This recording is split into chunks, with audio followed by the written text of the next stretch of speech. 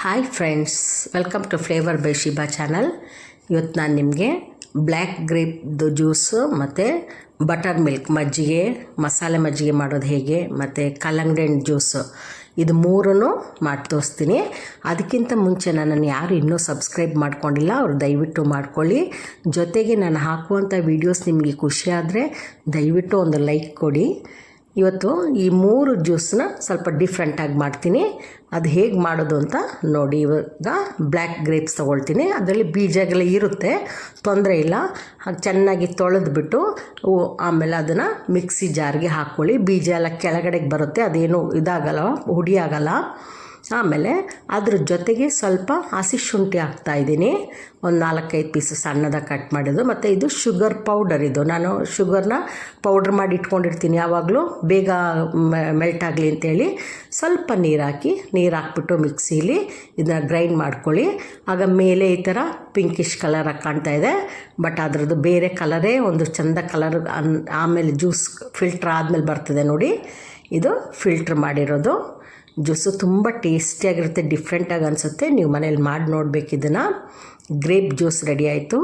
ಈಗ butter milk ಮಜ್ಜಿಗೆ, ಮಸಾಲೆ ಮಜ್ಜಿಗೆ ಹೇಗೆ ಮಾಡೋದು ನೋಡೋಣ. ನೋಡಿ, ಇದು ಹಾಕಿಟ್ಟಿರೋದು ಮೊಸರು ಈ ಥರ ಒಂಥರ ಇದಾಗಿದೆ ಅಲ್ವ, ಅದು ಒಡೆದಂಗೆ ಆ ಥರ ಇದೆ ಅಲ್ವ. ಅದನ್ನು ನಾವು ಮಿಕ್ಸಿಗೆ ಹಾಕ್ಕೊಂಡು ಅದನ್ನ ಚೆನ್ನಾಗಿ ಒಂದು ಸೆಕೆಂಡ್ ಮಿಕ್ಸಿಗೆ ಹಾಕಿದರೆ ಸಾಕು. ಹಾಕ್ಬಿಟ್ಟು ಅದನ್ನ ತೆಗೆಯುವಾಗ ನೋಡಿ, ಅದು ಕ್ಲೀನಾಗಿ ಅದು ಒಡ್ಕೊಂಡಿರೋದೆಲ್ಲ ಕ್ಲಿಯರ್ ಆಗ್ತದೆ ನೋಡಿ. ಹಾಕುವಾಗ ಎಷ್ಟು ಚೆನ್ನಾಗಿ ಕಾಣುತ್ತೆ, ಮಿಲ್ಕ್ ಥರನೇ ಕಾಣ್ತಿದೆ ನೋಡಿ. ಹಾಗೆ ಅದಕ್ಕೇನು ಬೇಕು ಅಂತ ಹೇಳ್ತೀನಿ. ಹಸಿಮೆಣ್ಸಿಕಾಯಿ, ಒಂದು ಸಣ್ಣ ಪೀಸ್ ಹಸಿಮೆಣ್ಸಿಕಾಯಿ, ಸಣ್ಣ ಪೀಸ್ ಶುಂಠಿ, ಕೊತ್ತಂಬರಿ ಸೊಪ್ಪು, ಈರುಳ್ಳಿ, ಒಂದು ಸಣ್ಣ ಈರುಳ್ಳಿ ತೊಗೊಂಡಿದ್ದೀನಿ, ಮತ್ತು ಕರಿಬೇವಿನ ಸೊಪ್ಪು. ಇದಿಷ್ಟು ಸ್ವಲ್ಪ ತೊಗೊಂಡು ಮಿಕ್ಸಿ ಜಾರ್ಗೆ ಹಾಕಿಬಿಟ್ಟು ಇದೆಲ್ಲ ಹಾಕ್ಬಿಟ್ಟು ಎಲ್ಲ ಸ್ವಲ್ಪ ಹಾಕಿ ಅಷ್ಟೇ. ನಮ್ಮ ಬಾಯಿಗೆ ಏನೂ ಸಿಗಲ್ಲ ಮಜ್ಜಿಗೆ ಕುಡಿಯುವಾಗ, ಆದರೆ ನೋಡ್ಲಿಕ್ಕೆ ಮಾತ್ರ ಬೆಳ್ಳಗಿರುತ್ತೆ ಮಜ್ಜಿಗೆ, ಟೇಸ್ಟ್ ಮಾತ್ರ ಬೇರೆ ಥರ ಇರುತ್ತೆ. ಸ್ವಲ್ಪ ಉಪ್ಪು ಕೂಡ ಹಾಕ್ಬಿಟ್ಟು ಇದನ್ನು ಗ್ರೈಂಡ್ ಮಾಡ್ಕೊಳ್ಳಿ. ಗ್ರೈಂಡ್ ಮಾಡ್ಕೊಂಡ್ಮೇಲೆ ಅದನ್ನೇನು ಮಾಡಬೇಕು ಅಂದರೆ, ಈ ಮಜ್ಜಿಗೆ ನಾವು ರೆಡಿ ಮಾಡಿ ಇಟ್ಕೊಂಡಿದ್ವಲ್ಲ ಅದಕ್ಕೆ ಮಿಕ್ಸ್ ಮಾಡ್ಕೊಳ್ಬೇಕು. ಮಿಕ್ಸ್ ಮಾಡ್ಕೊಂಬಿಟ್ಟು ಫಿಲ್ಟ್ರ್ ಮಾಡಬೇಕು.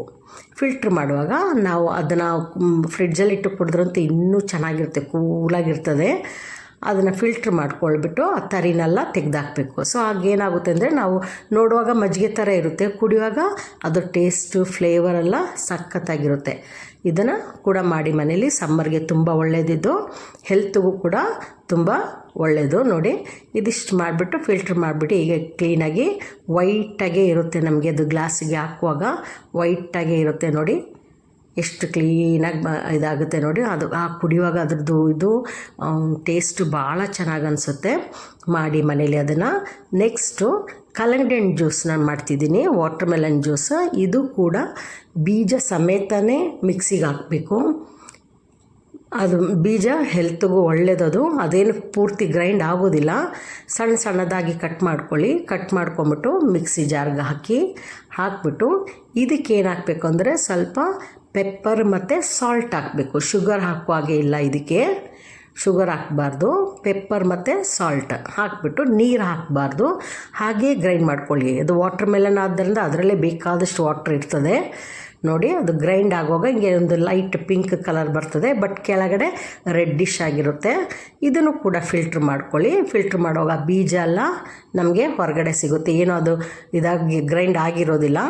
ಅದನ್ನು ಫಿಲ್ಟ್ರ್ ಮಾಡ್ಕೊಳ್ಳಿ, ನೀಟಾಗಿ ಫಿಲ್ಟ್ರ್ ಮಾಡ್ಕೊಂಬಿಟ್ಟು ಆಮೇಲೆ ಅದನ್ನ ಫಿಲ್ಟ್ರ್ ಮಾಡಿದಾಗಲೂ ಕೂಡ ಮೇಲೆ ಹಾಗೇ ಕಾಣ್ತಿರ್ತದೆ, ಪಿಂಕಾಗೇ ಕಾಣ್ತಾ ಇರುತ್ತೆ. ಬಟ್ ಗ್ಲಾಸ್ಗೆ ಹಾಕುವಾಗ ಅದು ರೆಡ್ಡಿಶ್ ಕಲರಾಗಿ ಇರುತ್ತೆ ನೋಡಿ. ಸರ್ವ್ ಮಾಡುವಾಗ ಎಷ್ಟು ಚೆನ್ನಾಗಿ ಕಾಣುತ್ತೆ ನೋಡಿ ಇದು ಹಾಕುವಾಗ.